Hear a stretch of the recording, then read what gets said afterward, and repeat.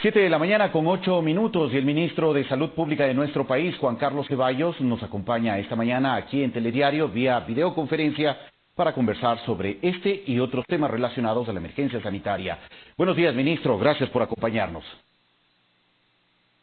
Muy buenos días, Fabricio. ¿Cómo está usted? Bien, gracias, ministro. Muy gentil. Gracias por acompañarnos en este espacio de entrevista.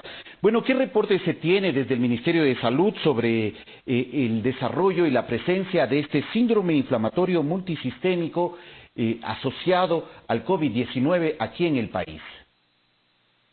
Bueno, como acaba de anunciarse en el noticiero, existen algunos niños que están con probable síndrome, ¿no? No es que está comprobado, el único que se ha comprobado es el de Los Ríos. Pero existen otros niños que han estado contagiados o han estado próximos a familiares que tienen esta enfermedad y entonces a ellos se les está dando un seguimiento adecuado como tiene que ser. ¿Son entonces solamente un caso confirmado? ¿El resto son posibles casos sospechosos de este síndrome que se podría haber presentado ya en el país? Exactamente. La enfermedad COVID no nos ahorra a los niños. Es decir, los niños están expuestos, los niños van a poder tener este tipo de síndromes. Pero hablar del síndrome inflamatorio multisistémico en niños requiere además una cantidad de otros exámenes. Por ejemplo, si tiene que haber la comprobación de que existe un proceso inflamatorio cardíaco, por ejemplo, ¿no? Todos los procesos inflamatorios a nivel de la piel, fiebre, edema, etcétera, lo que también se ha señalado en el telediario. Sin embargo, los 34 niños que están en seguimiento, o los 33 niños que están en seguimiento, son niños que han estado expuestos y que presentan algún tipo de síntomas, con la comprobación, obviamente, de que también tienen un COVID positivo, un PCR positivo. Entonces, estos niños están siendo monitoreados. Se señaló una cuestión muy importante también por parte del gobernador de Los Ríos, y es que nosotros hacemos el cerco epidemiológico para que no sigan transmitiendo. El mensaje para la población es que los niños no es que tienen muchas menos probabilidades de adquirir la enfermedad comparado con grupos etarios más altos, los viejitos, por ejemplo. Sin embargo, ellos no están exentos de tener la enfermedad. Ministro, hay hoy, de acuerdo a la información publicada en su cuenta de Twitter en las últimas horas por la ministra de Gobierno, María Paula Romo, que en las próximas horas mantendrá ella, junto a usted y el alcalde de Quito, Jorge Yunda, una reunión para evaluar la situación relacionada a la capital frente al tema del coronavirus. ¿Qué es lo que está sucediendo en la ciudad de Quito? ¿Cuáles son los reportes que se tienen desde el Ministerio de Salud? Porque también hemos visto, de acuerdo a varios mensajes del alcalde, que existiría un problema ya mucho más acentuado de esta enfermedad aquí en la capital del Ecuador. Sí, Fabricio, mire, Quito es una ciudad muy compleja, como lo fue o como lo es Guayaquil, o como fue Guayaquil en su momento, en la que hay una enorme diversidad de poblaciones que se asientan y que viven en la ciudad. La situación del norte no es igual a la del centro es bien diferente a la del sur, y también la parte periférica, el asentamiento de las poblaciones a nivel periférico son diferentes. Esa es la primera cuestión de que hay que señalar. Es una ciudad con un componente poblacional demográfico muy complejo y diverso. La segunda cuestión es que todo lo que es del aparataje sanitario, en términos de hospitales, camas de hospitalización, camas que se han adaptado en varios sitios, en alas hospitalarias, en emergencias, para unidad de cuidados intensivos o como unidad de cuidados intensivos, de manera que se pueda ofrecer a los pacientes que llegan toda la ventilación, el cuidado médico, el soporte, el apoyo por parte de los médicos está dado. Que hay pacientes que están en espera de acceder a una unidad de cuidados intensivos, sí, eso hay. Sin embargo, eso no quiere decir que los pacientes estén recibiendo toda la atención que se requiere. Entonces, hemos estado conversando con el alcalde Yunda, con la ministra de Gobierno, con María Paula Romo, para ver cómo coordinar y cómo seguir aumentando la capacidad y sobre todo teniendo medidas que puedan ayudar para prevenir el problema. La segunda situación que hay que tomar en cuenta es que la demanda de camas con la que estamos viendo, esta crítica demanda de camas que está viviendo Quito, es la consecuencia de lo que sucedió hace 3 o 4 semanas. Es decir, cualquier medida que se haga a este momento va a repercutir luego de 3 a 4 semanas. Tendremos una rueda de prensa luego de analizar varios factores, varios indicadores que nos pueden dirigir hacia, por ejemplo, la definición de varias o la identificación de varias poblaciones que están a un riesgo mayor. Entonces, esa es una de las medidas o de los indicadores que estaremos utilizando y lo comunicaremos a la población en el momento en que sea necesario, de manera coordinada entre el Ministerio de Salud, el Ministerio de Gobierno y la Alcaldía de Quito. ¿Están preocupando estas últimas cifras que se están registrando en la ciudad de Quito, este reporte de casos, de aumentos? Por ejemplo, las cifras oficiales reflejan más de 6.200 casos, casi el 15% del total nacional. Adicionalmente, están preocupando cerca de 1.500 muertes en exceso que según registros o cifras ofrecidas por el registro civil se han producido hasta el momento en la provincia de Pichincha. Todas estas cifras y esta estadística relacionada a la presencia del COVID en Pichincha y en la ciudad de Quito está preocupando a las autoridades.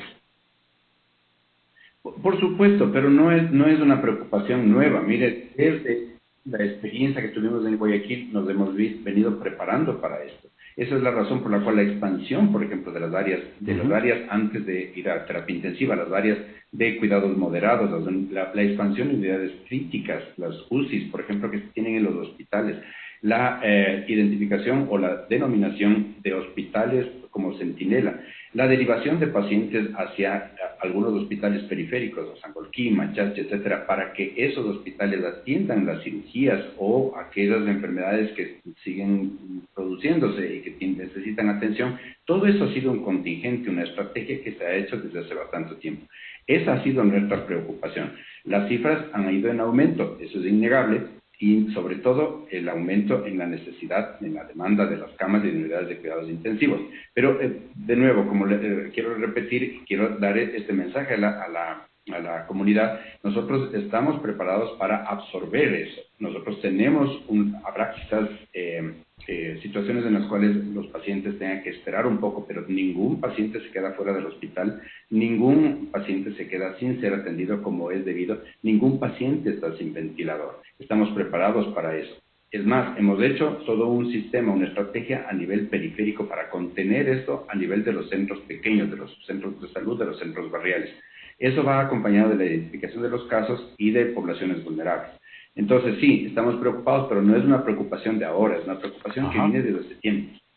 Claro que sí. De hecho, tanto la ministra de Gobierno como el propio alcalde de la ciudad de Quito han dicho que esta situación que se está viviendo en el país podrían llevar a tomar decisiones duras o difíciles en el caso de Quito frente al tema de la semaforización. Eventualmente, luego de esta reunión se podría tomar decisiones que podrían regresarnos al color rojo, ¿cree usted? O eventualmente endurecer un poco más los controles para poder garantizar el contagio o evitar el contagio de esta enfermedad. En realidad, como siempre he explicado y he sido súper respetuoso con la decisión de los gastos de los alcaldes, son ellos los que toman la decisión. Nosotros, nuestra función, nuestro deber, nuestra responsabilidad es ofrecerles los mejores datos y así lo vamos a hacer ahora.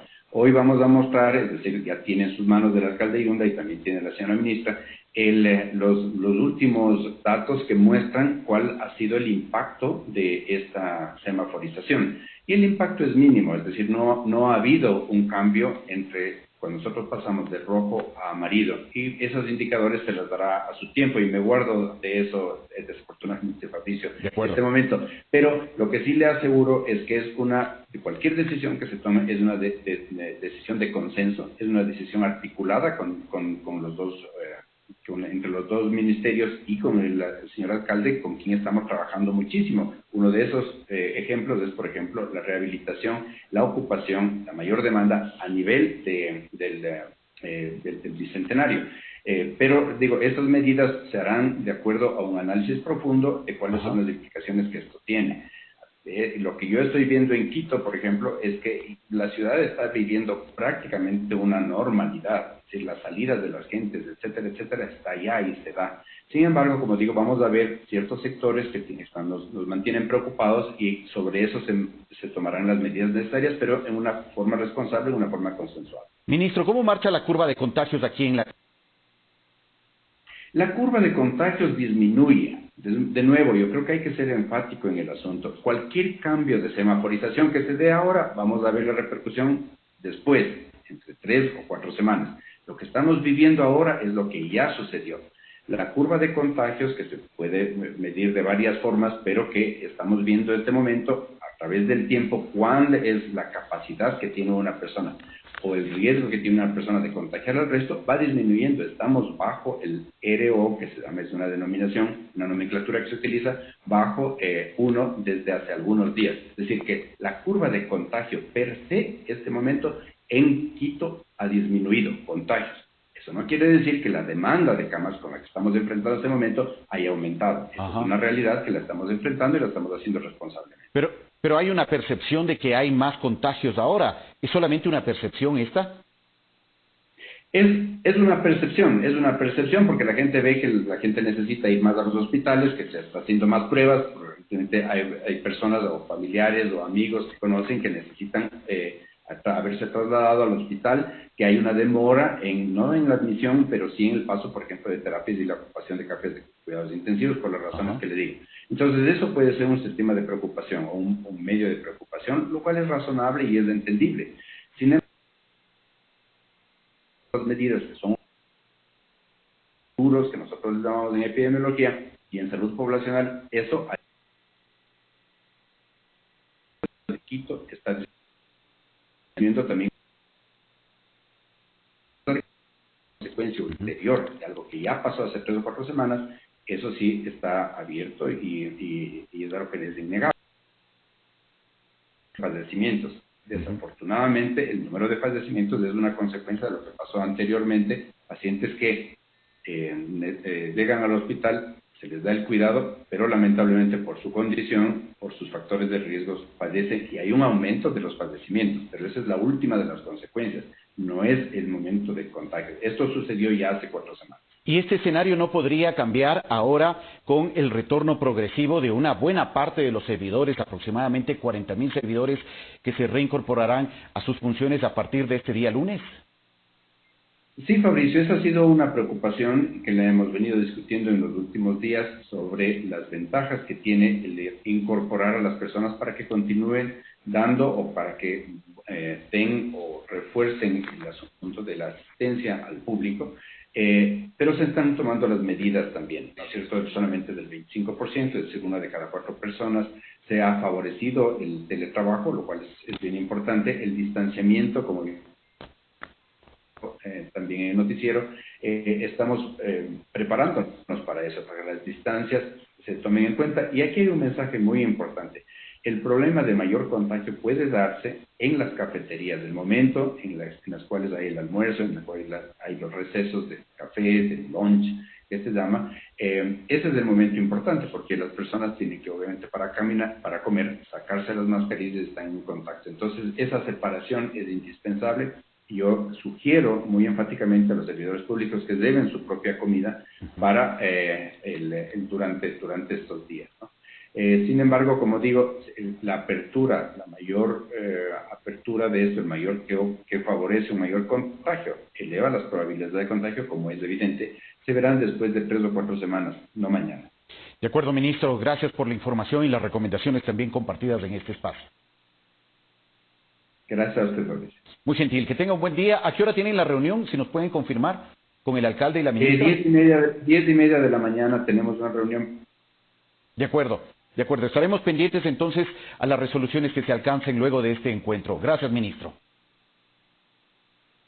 Son las 7 de la mañana con 22 minutos. Agradecemos al ministro de Salud, Juan Carlos Ceballos, por ofrecernos información relacionada a la situación del COVID-19 en la ciudad de Quito y también la presencia de este síndrome relacionado al COVID y que afecta a varios niños en el país. Muchos de estos casos bajo investigación. 7 de la mañana con 22 minutos. Vamos.